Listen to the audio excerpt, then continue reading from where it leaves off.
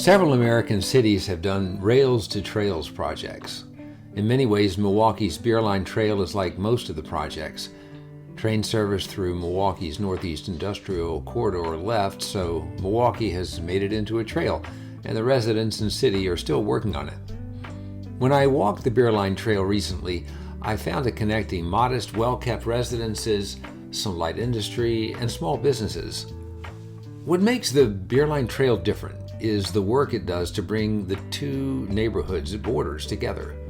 Or rather, the difference is the work the neighbors do together to help decide what needs to be on the trail and to help maintain the trail. One neighborhood, Harambee, is traditionally black. The other, River West, is traditionally white. I wanted to find out how these two communities are working together to turn the tracks that long divided them into something different, into a shared public space. I'm Bryce Tobin. How can a trail bridge gaps in communities? Can it change the way we understand who our neighbors are over time? I would like to think so, right? I mean, I think that's the whole reason we're part of the project, is the belief that it can change the way we view our neighbors, change the way we interact with our neighbors, and really come together with our neighbors. That's Robert Kolb. He's the Beer Line Trail Project Coordinator with Riverworks Development Corporation, which oversees the trail for the city of Milwaukee. I spoke with him and with Ruth Weil, Riverworks Community Engagement Coordinator, at their offices just off the trail. The Beer Line track was abandoned by 1990 after major breweries like Schlitz, Blatz, and Pabst closed shop in Milwaukee. The breweries and other major employers such as American Motors and Coca-Cola may be gone, but Northeast Milwaukee has new industry. Yeah, we were called the Northeast Side Development Corporation, and it was founded to sell off property so it didn't become a big ghost town. Sell off property and try to bring jobs and investment back after it all left. Yeah. And that's how it was born. Yeah. How successful was it back in those early days at doing that? I mean, we're still here 34 years later, and there's not big swaths of emptiness. So I think mostly successful. Yeah. I mean, we all know the economy's changed. Manufacturing disappeared, but now we have more of a hyper local manufacturing base. So smaller manufacturing. Yeah. You know, they might be like metalworks type places, or which is right across the way here. Yes, that is actually, it's ironic because that is the name of the company across the street, Metalworks. The city blocks that make up Harambee and River West are defined by north-south and east-west street grids. The Beer Line Trail cuts through these grids with a diagonal line, southeast and northwest. A bird's-eye view of the diagonal against this grid suggests a disruption of old patterns of separation and even animosity between the neighborhoods. How much community involvement is there in maintenance in something like the Beer Line Trail? We have the Friends of the Beer Line Trail. So those are residents from River West and Harambee that help us with like landscaping. They're doing this great butterfly garden by that healing space. You mentioned the healing spaces. What are they about? So it's a pergola, there's a little free library and a bench, and there's some little planters. The Friends of the Beer Line Trail, they kind of keep that area clean. They get the invasives out, they make sure that the perennials are doing well, and weed a lot and pick up litter. So have organizations like the Friends of the Beer Line Trail help to build community? Like people are meeting each other that wouldn't have met each other otherwise. Yeah. And the southeast portion of the Beer Line Trail is mostly through residences and small businesses. The northwest portion is mostly in the backyards of some factories. That portion of the path will be developed into a linear park called the Beeline Park. Milwaukee is working with landscape architect Walter Hood, a Berkeley professor and founder of Oakland's Hood Design Studio, to envision and design the Beeline Park. The park will start at Kumba, a new juice and coffee house, which marks the trail's approximate midpoint. Kumba? Yeah, Kumba. Yeah. Kumba, which means creativity in Swahili, is definitely economically stimulating, I would hope. Right. It's providing a few jobs. You know, it's a brick and mortar retail coffee and juice shop in a space in a part of the neighborhood that hasn't seen that kind of investment since probably before I was born, and I'm in my 50s. There'll be other activities on the north end of the trail that are going to really bring a lot of life to the area. When Walter Hood Studios got involved and made the renderings for what's called a Lifeways plan, there was 3 main portions in that linear park, one being a bike shed for the community. Further on in the north in the trail is what's going to be like a stage area for concerts, and then the last part on the very northwest side on Capitol Drive Bridge is going to be like a greenhouse. Those are kind of the big concepts of what we want to do. Right now they're at the very not dreamy, visionary, yes. So stage. How did you guys get Walter Hood? I mean, because he's I've been I mean, that's really great. He's a Wow. colleague of mine that I've been aware of, and I should just have respect and appreciate his practice. That's Sarah DeLeyden, whose amazing work connecting land and people is the subject of a previous podcast episode. Sarah has spent lots of time facilitating the interactions among people from the 2 neighborhoods joined by the Beerline Trail. Sarah wrote an article about her work on the trail for Walter Hood's anthology, Black Landscapes Matter. She speaks in the article about the need for a, quote, commons that embraces African American or Black culture as a major aspect of U.S. American culture, along with many other cultures, close quote. I mean, Beerline Trail has been 10 years. It was sometime before that. But Walter, I appreciate, he also really blends disciplines when he works. But in the end, I would just say he's excellent at making landscapes and having land relationships. He sometimes calls them landscape strategies. You have to find the strategy before, again, you figure out what you're supposed to make. But the point is, sometimes what he makes can be viewed in a public art frame. Sometimes it can be viewed in a landscape architecture or architecture frame. Maybe urban design sometimes too. And again, I would argue Olmsted doing this park, same thing, But the point is, the disciplines are just ways of seeing. Like for him, he just has these, again, both the instinct and intelligence that he has to be able to listen to a place and to make a suggestion about what to make there to create more opportunity for people. And, he identifies to Black culture. He's particularly has one skill base in how to make landscapes that people who also identify as being Black or from Black culture can feel comfortable and inspired in. Sarah told me about how a history of race relations between the 2 neighboring communities can adversely affect the present, and about how public space between them can work to overcome that history. The point is, these neighborhoods are like small towns, and maybe for better or worse, sometimes what that means is that neighbors stay, close to each other and don't always feel curious or explore. So again, sometimes I just feel like it's a social instinct that's here to stay focused in your neighborhood, aka small town, right?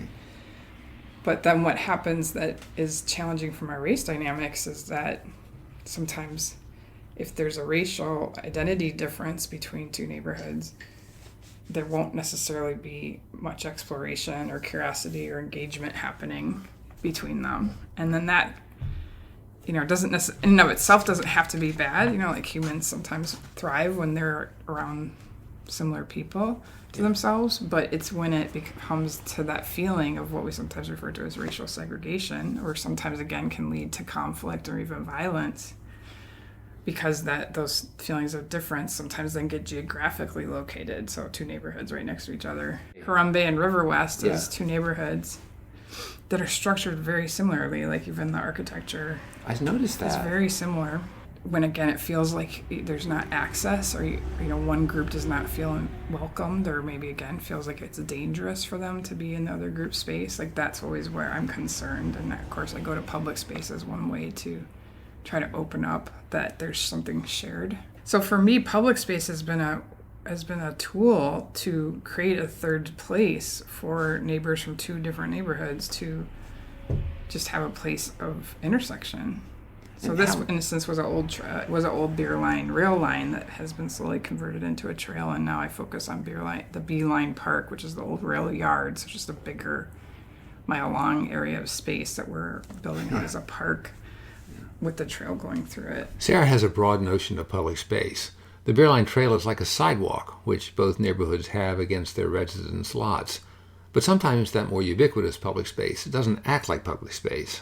I mean, I always, too, want to just emphasize like sidewalks as a public space. You know, sidewalks as, again, whether it's a city or a small town, you know, sometimes in countrysides we don't have sidewalks in the same way, but, you know, some of these more developed areas, there's often sidewalks as technically a public space that's right in proximity to private space, but it's meant to be a place for any of us to be able to travel and move around. So I feel like it's technically a physical space that exists. So even like Harambe has sidewalks, River West has sidewalks, but do Harambe and River West residents, neighbors, feel like they can walk on each other's sidewalks because of some of the cultural difference, or again, tensions and injustices and other things that are driving the racial tension there? Right? So the point is, there's public space in a city like this. There's public space all over the place in the form of sidewalks, just as one example. And then there are parks, but the same thing can happen. But for me, it was the trail. Like the essence of a trail is still like a sidewalk. There's a certain order to improving a community that the trail facilitates.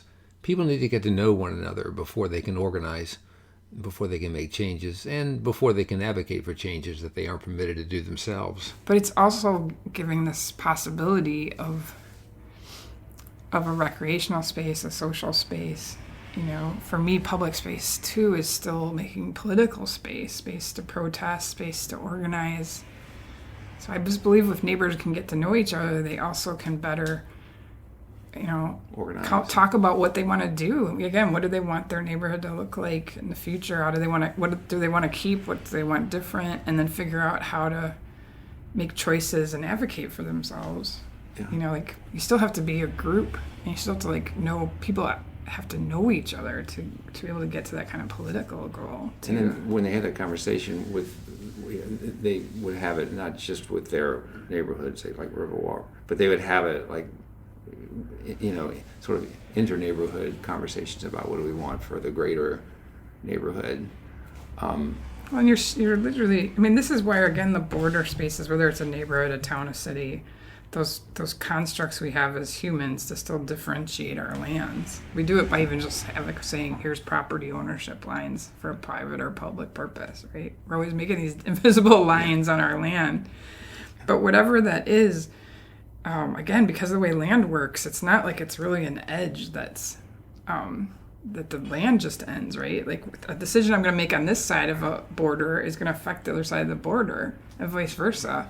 And that's why, to me, like, it's really important to, like, understand where our sensations of border are, but also where our political designations of border are, and work across them. Yeah.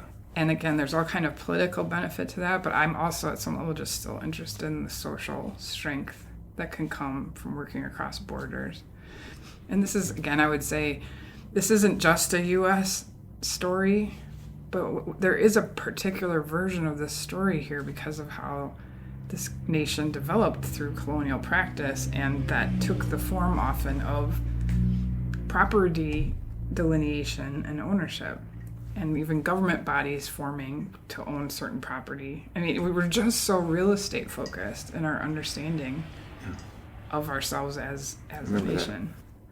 You've authored a wonderful piece in Black Landscapes Matter about the Beerline Trail, and in that book, you know, you discuss black landscapes. Do you think, in a sense, that you know, what one might call a black landscape be more sort of inherently more public than, you know, more the dominant culture or the white culture, whatever you want to call it, you know, the landscapes that they put together in suburbia? Is there more of a public feel in those landscapes because of our history? That's a really great question, Bryce.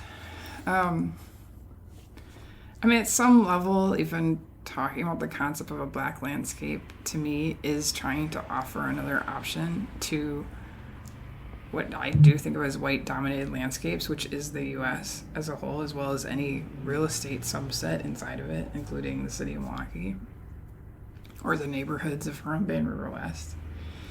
So the point is the way our government structured and a lot of our consciousness in the marketplace, we would say, we'll just call it real estate, or we'll just call it landscape or park or something, but we don't acknowledge it's from white culture, and also can specifically come from this long history of white male landowning culture. That's really what has defined so much of this.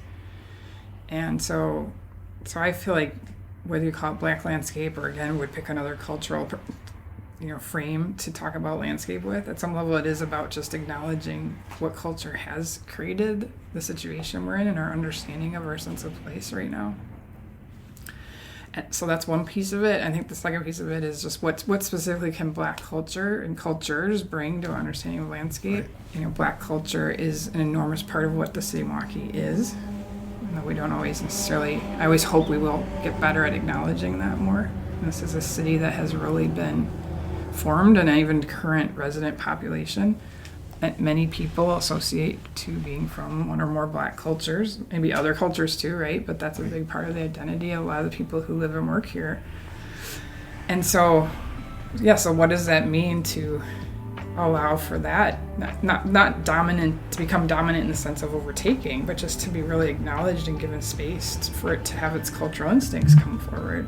So how does an old rail yard that, again, I would say came from a dominant white male landowning culture, how do we allow it to change now and be more responsive to a lot of the residents and neighbors that are there, some directly who might identify as being black or of black culture, and some that might identify otherwise, but that the space allows for that.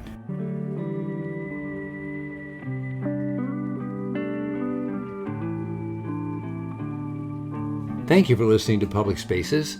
Join us next time for a trip to a Native American Catholic church, where Victoria and I check out the red Jesus they place in their sanctuary.